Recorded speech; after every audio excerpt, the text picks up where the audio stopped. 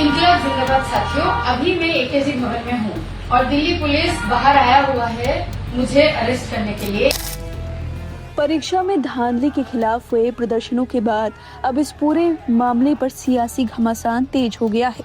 आंदोलन के दौरान प्रदर्शनकारियों पर दर्ज मामलों और पुलिस की कार्रवाई को लेकर कॉकरोच जनता पार्टी यानी सीजेपी अब खुलकर सामने आ गई है। सीजेपी ने दिल्ली पुलिस पर एसएफआई की all India joint secretary Aishe Ghosh को गिरफ्तार करने की कोशिश का आरोप लगाया है और सरकार की मंशा पर भी गंभीर सवाल खड़े किए हैं।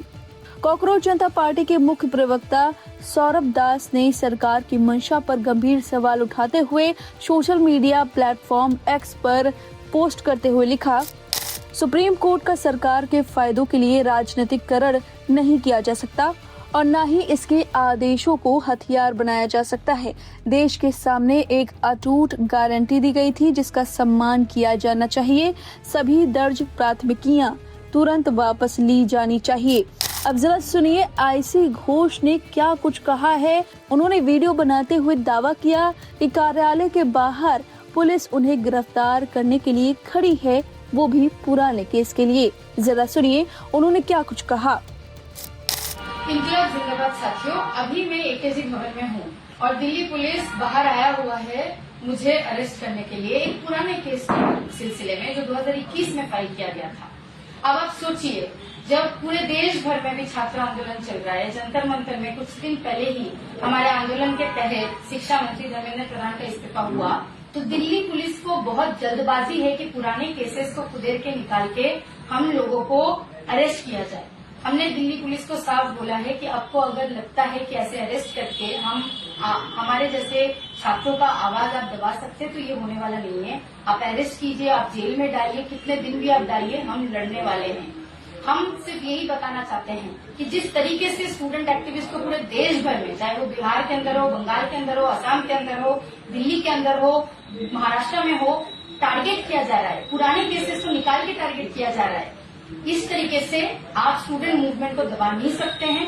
हम आंदोलन करते रहेंगे। इतनी आजादी से क्यों घूम रहे थे अपराधी?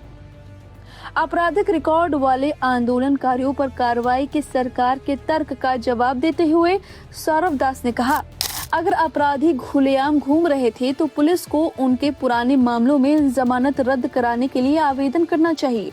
पुलिस को इस बात का भी जवाब देना चाहिए कि वे समाज में इतनी आजादी से क्यों घूम रहे थे। लेकिन सरकार इस बहाने का इस्तेमाल एफआईआर जारी रखने के लिए नहीं कर सकती ताकि बाद में असली और निष्ठावान प्रदर्शनकारियों को निशाना बनाया जा सके। अगर सरकार को यह छूट दी गई तो यह निश्चित रूप से इसका दुरुपयोग करेगी। देश का युवा इसे किसी भी कीमत पर स्वीकार नहीं करेगा। हम हर उस प्रदर्शनकारी के साथ खड़े रहेंगे जिसने एक दूसरे के भविष्य के लिए आवाज उठाई है। लेफ्ट विंग के समर्थन में क्यों आई सीजेपी? छात्र नेता आशुतोष रांका ने आयशी घोष पर संभावित कार्रवाई को लेकर सख्त लहजे में चेतावनी जारी करते हुए कहा, अगर आयशी घोष को कुछ भी होता है तो सरकार एक ऐसा प्रदर्शन देखेगी जो पहले कभी नहीं हुआ। हमारी टीम का उत्पीड़न बंद करें और अपने वादों व वचनों का सम्मान करें। स्टूडेंट्स फेडरेशन ऑफ इंडिया ने दिल्ली पुलिस द्वारा संगठन की all India joint secretary Aishe Ghosh को गिरफ्तार करने के प्रयासों की कड़ी निंदा की है। एसएफआई ने अपने कार्यकर्ताओं और छात्रों से आक्रोश के साथ उठ खड़े हो का आह्वान करते हुए आरोप लगाया कि दिल्ली पुलिस प्रशासन के इशारों पर छात्र नेताओं और प्रदर्शनकारियों को निशाना बनाने का प्रयास कर रही है। अब जरा सुनिए सौरभ दास ने इस पूरे मामले पर क्या कुछ कहा। सरकार ने हमें जो गारंटी दी थी कि एफआईआर सारे जितने फाइल हुए हैं अभी तक छात्रों के खिलाफ, प्रोटेस्टर्स के खिलाफ, वो सारे वापस लिए जाएंगे और फ्यूचर में भी कोई भी एक्शन नहीं होगा किसी भी प्रोटेस्टर के खिलाफ। सिर्फ दिल्ली में नहीं, कोई भी भाजपा रूल्ड स्टेट या जो एनडीए गवर्नमेंट के स्टेट्स है वहां पे ये गारंटी हमें दिया गया था सैटरडे को पूरे देश भर के सामने। अब उसमें डेडलाइन था आज का ट्यूसडे का, तो अभी भी थोड़ा कुछ घंटे बचे हैं ये डेडलाइन का एक्सपायरी तक का। अभी तक हमें वो आश्वासन पूरी तरीके से सरकार से रिटर्न में नहीं मिला है। बहुत सारे स्टेट्स, कुछ स्टेट्स है जैसे कि बिहार और असम, जहाँ पे एक नोटिफिकेशन निकला है इसी गारंटी का, एंड उसके बाद आज के दिन में कोई भी स्टेट्स में या यूनियन गवर्नमेंट के तरफ से ऐसा कोई रिटर्न गारंटी अभी तक हमें नहीं मिला है। आज शाम को सरकार के जो रिप्रेजेंटेटिव्स हैं उनसे मैं मिलने भी गया था, उनका इनविटेशन आया था। उसमें उन्होंने मुझे सुप्रीम कोर्ट का एक ऑर्डर दिखाया जिसमें जो डायरेक्शन नंबर 4 है उसमें लिखा हुआ है कि जो FIRs एग्जिस्टिंग है उसमें इन्वेस्टिगेशन फर्दर चल सकता है।